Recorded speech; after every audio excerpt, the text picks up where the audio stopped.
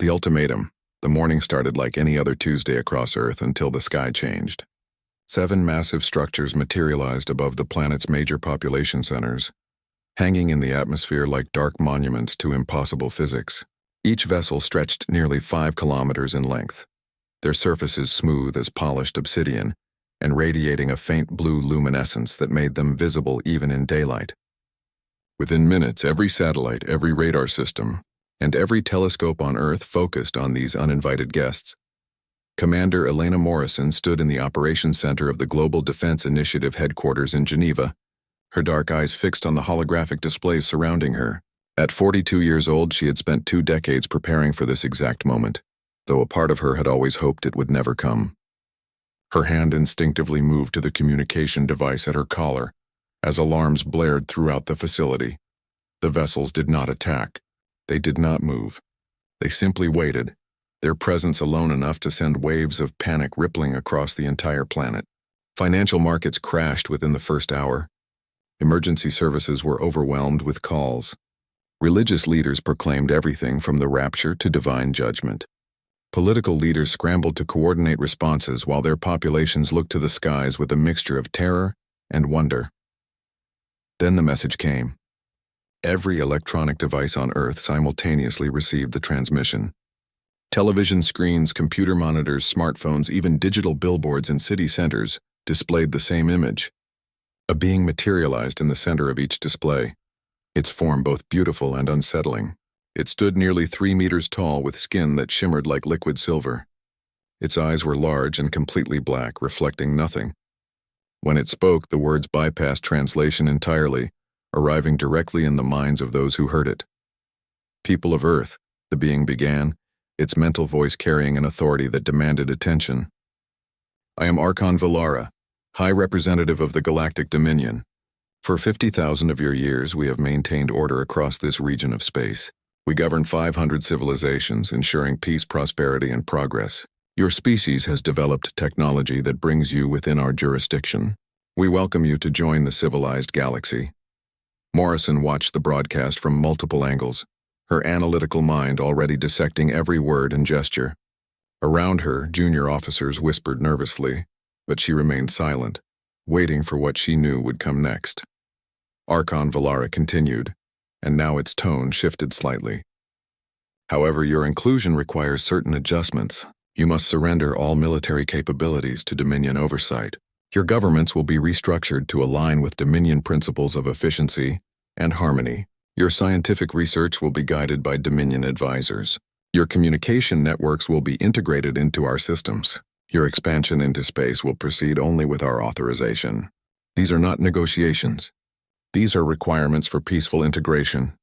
The image shifted to display a series of holographic documents, their alien script slowly transforming into every written language on Earth. The terms were comprehensive and absolute. Earth would retain local governance for day-to-day matters, but all major decisions would require Dominion approval. Humanity would be permitted to maintain police forces for internal security, but all weapons capable of space combat would be confiscated. Trade would occur only through Dominion channels. Travel beyond the solar system would be restricted. Any technological advancement would be monitored and regulated. You have 72 of your hours to accept these terms, Valara stated. After this period, we will implement integration through alternative means. Choose wisely. The transmission ended, leaving billions of humans staring at blank screens. The next 3 days descended into chaos. Morrison barely slept as she coordinated with military leaders, scientists, and politicians from every nation. The Global Defense Council convened an emergency session, and for once, ancient rivalries and political divisions seemed to fade against the magnitude of the decision facing humanity. In the council chamber, representatives from every major power debated frantically. Some argued for immediate acceptance.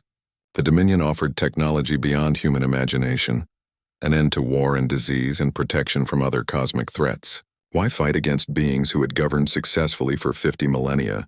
Others saw only subjugation dressed in diplomatic language. They pointed out that every term stripped humanity of its sovereignty and right to self-determination. Morrison presented her intelligence assessment with characteristic precision. We have analyzed their vessels using every sensor we possess.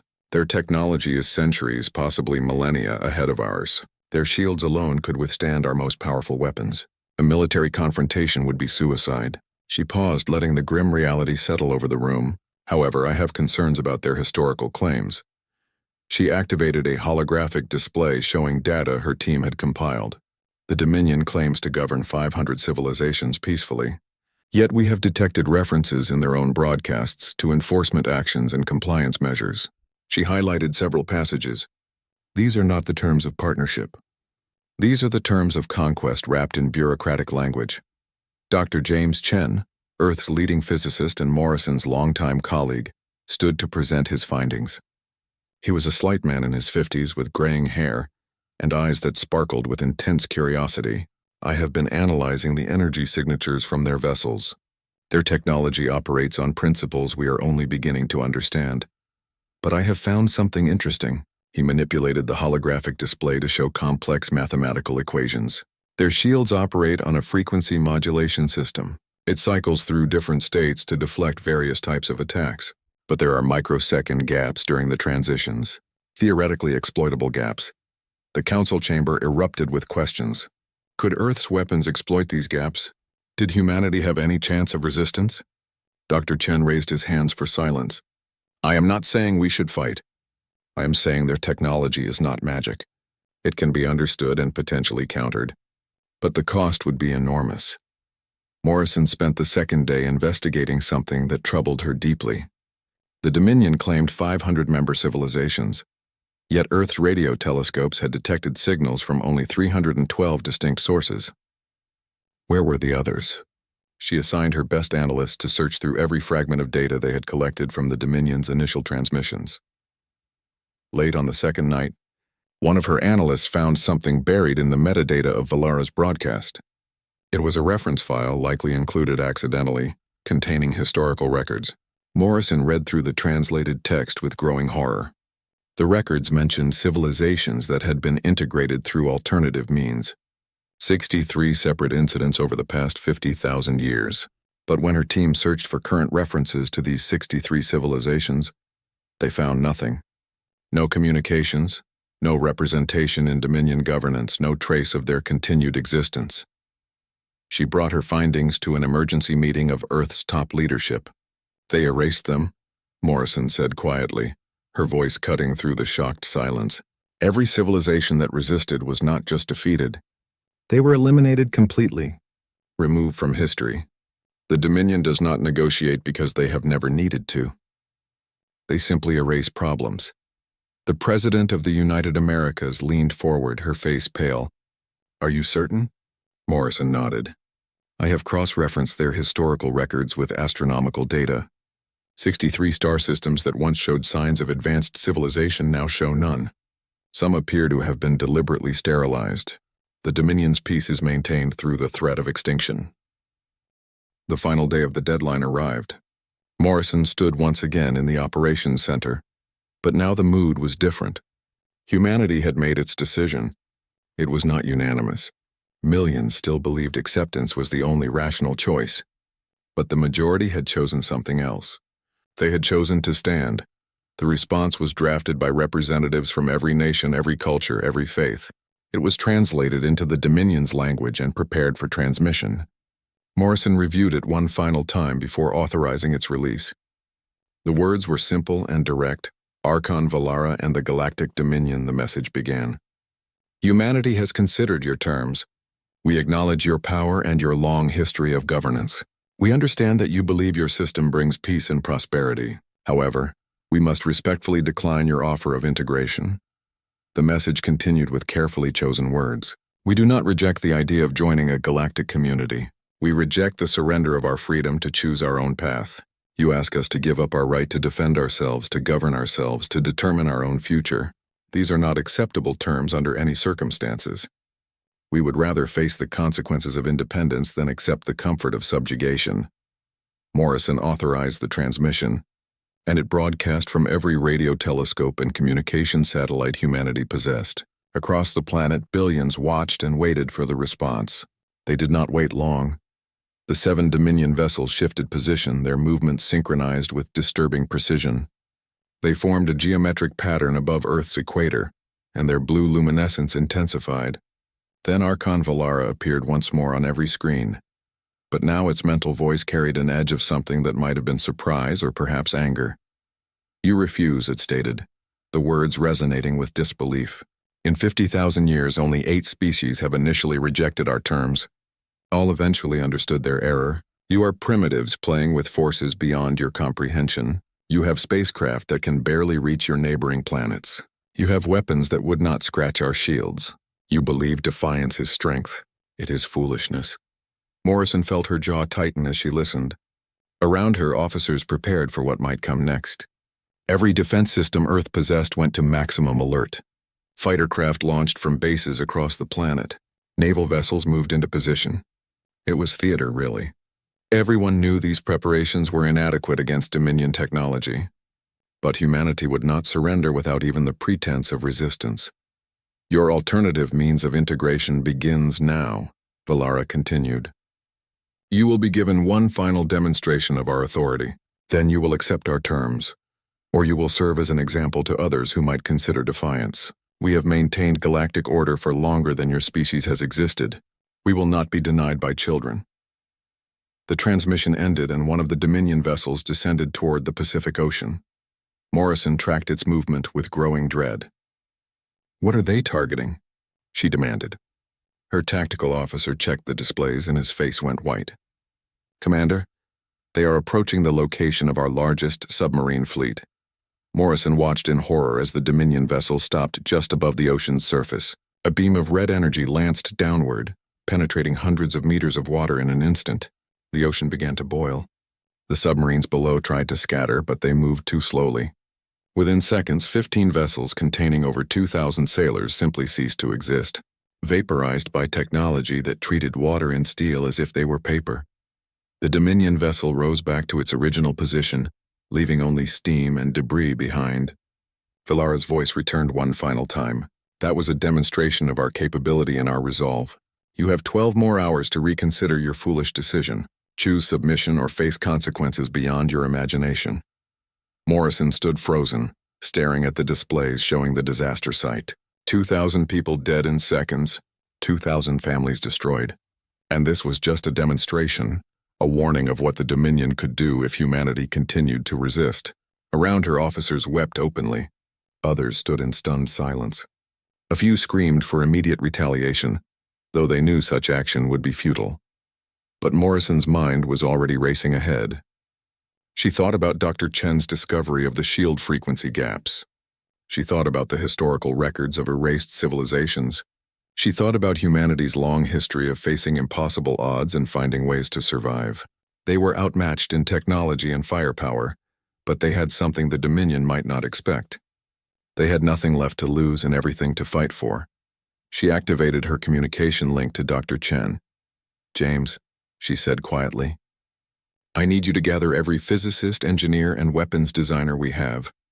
We have 12 hours to turn your theory about their shields into something practical. Can it be done?" There was a long pause before Chen responded. "Elena, even if we can exploit those frequency gaps, we do not have weapons that can deliver enough damage in microseconds. It would require something we have never built before." "Then we build it," Morrison replied, her voice hardening with determination. "We have 12 hours and the resources of the entire planet. Make it happen." As Chen rushed to assemble his team, Morrison turned to her tactical staff. "I want every analysis we have on Dominion vessel positioning, movement patterns, and response times. I want contingency plans for evacuating population centers. I want communication channels opened with every military base and research facility on Earth. And I want someone to find me anything we know about Archon Valara personally." One of her junior officers looked up nervously. "Commander, you are planning to fight them?" Morrison met his eyes steadily. "I am planning to make them regret ever coming to our world. We may not win, but we will make them pay for every meter of ground they take." Across Earth, humanity prepared for war against an enemy that had never known defeat. Scientists worked frantically on weapons that existed only in theory. Military forces positioned themselves knowing they faced annihilation. Civilians fled cities or gathered with loved ones, uncertain if they would see another sunrise. And in hidden facilities around the planet, Engineers and programmers worked on Morrison's secret project, a desperate gamble that might be humanity's only chance. The 12 hours passed in a blur of activity and mounting tension. When the deadline expired, the 7 Dominion vessels began moving into attack formations. Their blue luminescence shifted to angry red. Archon Valara's voice echoed once more across every communication channel. Your time has expired. Your defiance ends now. Prepare for integration through corrective force. Morrison stood in the operations center, surrounded by displays showing the approaching doom. Her hand rested on a control panel that would activate Earth's desperate counterattack. She thought about the 2,000 sailors who had died as a demonstration. She thought about the 63 civilizations that had been erased from existence. She thought about every human being on the planet who had chosen freedom over submission, knowing the cost might be extinction. Then she pressed the button and said the words that would echo through history. All forces engage. Show them what humanity means. The breaking point. The first missiles launched from hidden silos across 6 continents reached the Dominion vessels in 47 seconds. They were not conventional weapons. Dr. Chen and his team had worked through the night, modifying Earth's most advanced ordnance with frequency modulators designed to exploit the microsecond gaps in the alien shields. The missiles streaked through the atmosphere, their trajectories calculated with desperate precision. Commander Morrison watched the tactical display as the weapons approached their targets. Every person in the operations center held their breath. The missiles struck, and for a fraction of a second hope flickered. 3 of them penetrated the shields during the frequency transitions, their warheads detonating against the hulls of 2 Dominion vessels. Explosions bloomed in the upper atmosphere, visible from the ground as brilliant flashes of light. But when the light faded, the Dominion vessels remained. The damage was minimal, scorched sections on their otherwise pristine surfaces. Morrison felt her heart sink even as she maintained her composed expression. They had proven the shields could be breached, but Earth's weapons simply lacked the power to capitalize on those brief vulnerabilities. Archon Valara's response was immediate and devastating. 2 of the Dominion vessels descended toward major population centers, while the others maintained their positions. Energy beams lanced downward, not targeting military installations but civilian infrastructure. Power grids across South America collapsed in seconds. Communications networks throughout Asia went dark. The message was clear. Resistance would be punished not by destroying armies but by making the population suffer. Morrison slammed her fist on the console. They are targeting civilians to break our will. She activated the emergency communication network. All forces adjust targeting priorities. We need to draw their fire away from population centers. Fighter squadrons from 20 nations rose to meet the descending vessels, their pilots knowing they flew toward almost certain death. The Dominion point defense systems engaged, and the sky filled with explosions as human aircraft disintegrated. But some pilots managed to get close enough to fire their modified weapons. A few missiles found their marks during the shield frequency gaps, causing minor damage but proving that humanity could fight back, however inadequately. Captain Rafael Torres commanded a squadron of experimental strike craft launched from a hidden base in the Australian outback. His vessels were prototypes, built around the largest frequency modulators Chen's team could construct. They were fragile, barely tested, and dangerous to fly, but they represented Earth's best chance of inflicting real damage. Torres led his 12 craft toward the nearest Dominion vessel, weaving through defensive fire that turned 3 of his squadron into fireballs. His hands gripped the controls as proximity alarms screamed warnings. Lock onto their primary power junction, he ordered his remaining pilots. Chen's analysis says that is their most vulnerable point. We strike simultaneously on my mark. The strike craft accelerated to their maximum speed, pushing their untested engines beyond safe limits. Torres watched his targeting computer calculate the precise moment when the Dominion shield would transition frequencies. The timing window was 0.03 seconds. Miss it and their weapons would be useless. Hit it too hard, and the backlash might destroy their own craft. "Mark!" Torres shouted, and 9 remaining strike craft fired in perfect synchronization. Their enhanced weapons, crude compared to Dominion technology but carrying the full force of human desperation, struck during the frequency gap. The explosions carved deep into the Dominion vessel's hull, rupturing critical systems. The massive ship shuddered, its propulsion faltering. It began to lose altitude, trailing smoke and debris. Morrison watched in shock as the Dominion vessel crashed into the ocean, sending up a massive plume of water and steam. "We hurt them," she whispered, barely believing it. Captain Torres actually hurt them, but the victory was brief and costly. The other Dominion vessels immediately retaliated. Energy beams swept across the sky, targeting the strike craft. Torres managed to transmit one final message before his craft was vaporized. "Tell Earth we proved they can bleed." His signal cut off in a burst of static. Morrison closed her eyes for a moment, honoring his sacrifice, then forced herself to focus. 6 Dominion vessels remained, and they were now attacking with clear intent to punish humanity's defiance. She activated her direct line to Dr. Chen. "James, we brought one down, but we lost Torres and his entire squadron. We need more weapons, more time, more everything we do not have." Chen's voice came through, strained but determined. "Elena, I have been analyzing the debris from their crashed vessel. Their technology is incredibly advanced, but it follows consistent physical principles. I think I know how to create a weapon that could exploit their shields more effectively. But building it would require every nuclear reactor on the planet working in coordination, and it would take at least 6 hours. We might not have 6 hours," Morrison replied, watching as another Dominion vessel descended toward Europe. "But do it anyway. Authorize whatever resources you need. Strip every power plant if necessary." While Chen's team began their desperate work, Morrison activated her secret contingency plan. For weeks, her intelligence division had been preparing something that had nothing to do with weapons or military force. They had been compiling every piece of information about the Galactic Dominion, every fragment of data collected from their transmissions, every historical record they had inadvertently revealed. And they had been preparing to broadcast it all across every frequency they could generate. Lieutenant Sarah Kim, Morrison's communications specialist, looked up from her console. "Commander, the transmission package is ready. We have enough power to broadcast it throughout the entire solar system and beyond. If there are any other civilizations listening, they will receive it." Morrison authorized the transmission, and Earth began broadcasting the truth about the Galactic Dominion. The message contained the historical records of the 63 erased civilizations. It included analysis of the Dominion's integration terms, showing how they systematically stripped away freedom and sovereignty. It presented evidence of their ruthless punishment of resistance, and most importantly, it showed humanity fighting back, proving that the Dominion was not invincible. The broadcast reached beyond Earth's solar system, traveling at light speed toward nearby stars, but it also propagated through the quantum communication networks the Dominion themselves used. Within minutes, the message was spreading across their entire governance structure, reaching the 500 civilizations under their control.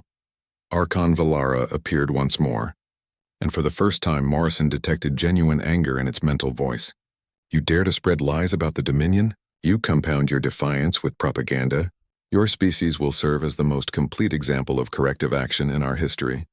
Morrison responded directly, her voice broadcast from every remaining communication facility on Earth. "They are not lies, Archon. They are your own records. You have erased 63 civilizations who dared to resist. You maintain order through fear and violence. You call it peace, but it is just submission enforced by the threat of extinction." "We maintain order," Valara replied coldly. "We prevent the chaos that consumed the galaxy before our dominion. We have brought prosperity to 500 civilizations. The price of order is sometimes severe, but it is necessary." "Who gave you the right to decide that?" Morrison challenged.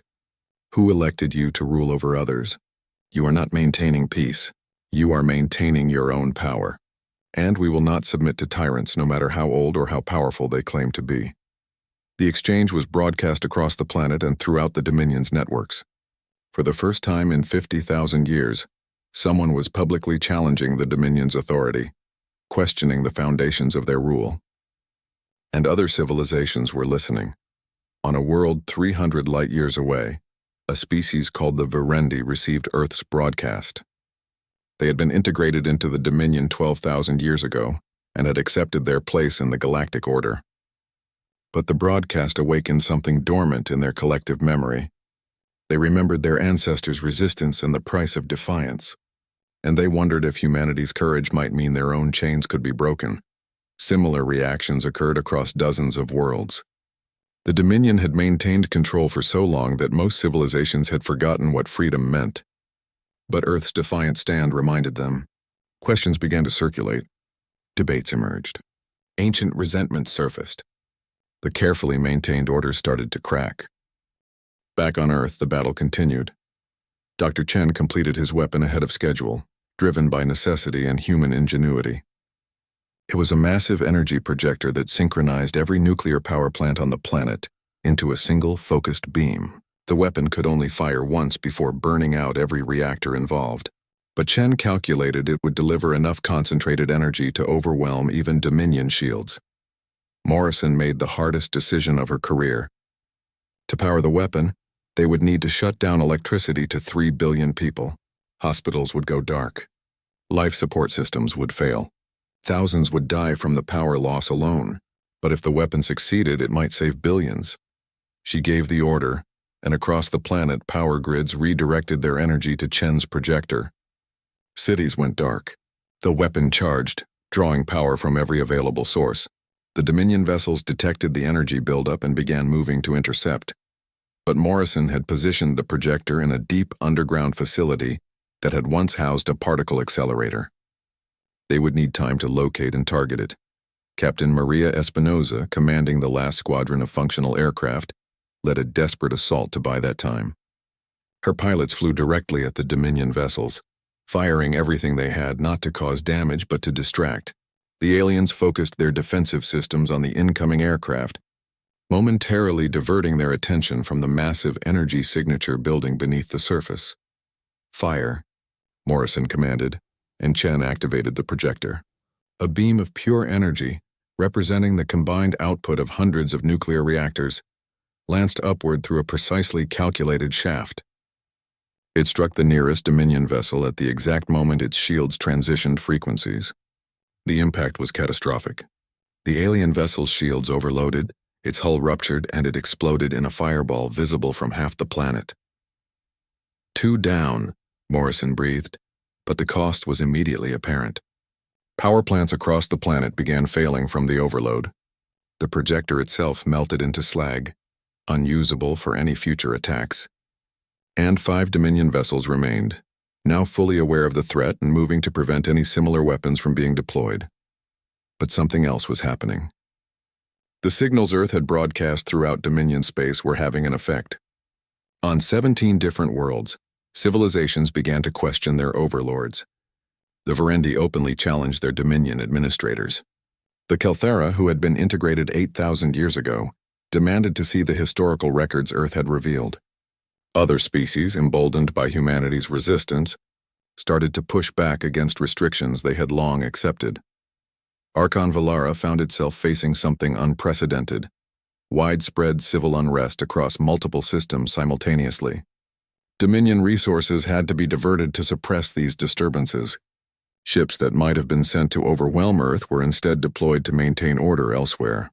The seemingly invincible empire was discovering that its authority rested on a foundation of fear, and fear could be overcome. Morrison received intelligence reports showing the growing chaos in Dominion space. "They are fracturing," she told her staff with grim satisfaction. "Every moment we hold out, more civilizations find the courage to resist. We are not just fighting for Earth. We are fighting to break their entire system, but Earth was paying a terrible price." The Dominion vessels systematically destroyed infrastructure, targeting food distribution networks, water treatment facilities, and medical centers. They were not trying to conquer Earth anymore. They were trying to break humanity's will through suffering. Millions died in the first week of the conflict. Millions more faced starvation as supply chains collapsed. Yet humanity did not break. Communities organized to share resources. Scientists continued working on new weapons despite lacking basic necessities. Soldiers fought knowing each day might be their last. The spirit that had driven humans to explore, to question, to challenge every obstacle they faced, now focused entirely on survival and resistance. Dr. Chen, working from a makeshift laboratory powered by portable generators, made one final discovery. He found a pattern in how the Dominion vessels coordinated their attacks. They were using a central command protocol, all synchronized through Archon Valara's flagship. If that ship could be disabled, the entire fleet might lose cohesion. Morrison received his analysis and immediately began planning. We need to get someone close to that flagship with a weapon powerful enough to damage it from inside its shields. She looked at her remaining assets. We have one experimental shuttle capable of stealth approach. It can carry a single pilot and a nuclear device. Every person in the operations center understood what she was proposing: a suicide mission. Morrison called for volunteers and 300 people immediately stepped forward. She chose Lieutenant Commander Jackson Price, a veteran pilot with the most experience in experimental craft. Price accepted the mission without hesitation, saying only that he hoped it would make a difference. The stealth shuttle launched under cover of a coordinated assault by every remaining military unit Earth could field. While the Dominion vessels focused on the obvious attacks, Price guided his shuttle through the debris field left by destroyed human ships, using the wreckage as cover. His approach was agonizingly slow, requiring hours to navigate close enough to the flagship without being detected. Morrison watched his progress, unable to help, barely able to breathe. The entire operation depended on one person's skill and courage. Price reached the flagship's outer hull and attached his shuttle to a maintenance port Chen had identified. He activated the nuclear device set on a 30-second timer, then transmitted his final message. For Earth, for humanity, for everyone who chooses freedom over submission. Price's voice was calm, almost peaceful. Tell them it was worth it. The explosion tore through the flagship's interior, bypassing its external shields. Archon Valara's vessel shuddered, its systems failing. The other 4 Dominion vessels immediately broke formation, their coordinated assault patterns dissolving into confusion. Earth's forces, battered and desperate, pressed their advantage, but the Dominion was not defeated. Reinforcements were coming from other sectors. Earth had bought time and inspired resistance across the galaxy, but the final outcome remained uncertain. As Morrison watched the damaged flagship retreat beyond the moon, she knew this was only the beginning of a much longer struggle. Across the galaxy, on hundreds of worlds, beings who had lived under Dominion rule for thousands of years made a choice. Inspired by humanity's refusal to submit, they began their own resistance. The Galactic Dominion, which had maintained absolute authority for 50 millennia, suddenly faced challenges on every front. Their empire, built on fear and overwhelming force, discovered that courage was contagious. Morrison stood in the ruins of her operations center, surrounded by exhausted staff and damaged equipment. Earth had survived barely. The cost had been catastrophic. But they had proven something that would echo across the stars, that freedom was worth any price, that tyranny could be resisted, and that even the oldest and most powerful empire could be challenged by those brave enough to stand. The war was far from over, but the galaxy would never be the same. Humanity had not just defended their world. They had shattered the chains that bound 500 civilizations, and in doing so, they had ensured that whatever came next, it would be a future chosen freely, not imposed by force. Morrison looked up at the stars through the damaged ceiling, knowing that humanity's defiance had ignited something that could never be extinguished. The Galactic Dominion had asserted their authority, but Earth's answer had shattered the very foundations of their power. And across the endless expanse of space, civilizations were awakening to a simple truth. Freedom belonged to those brave enough to fight for it.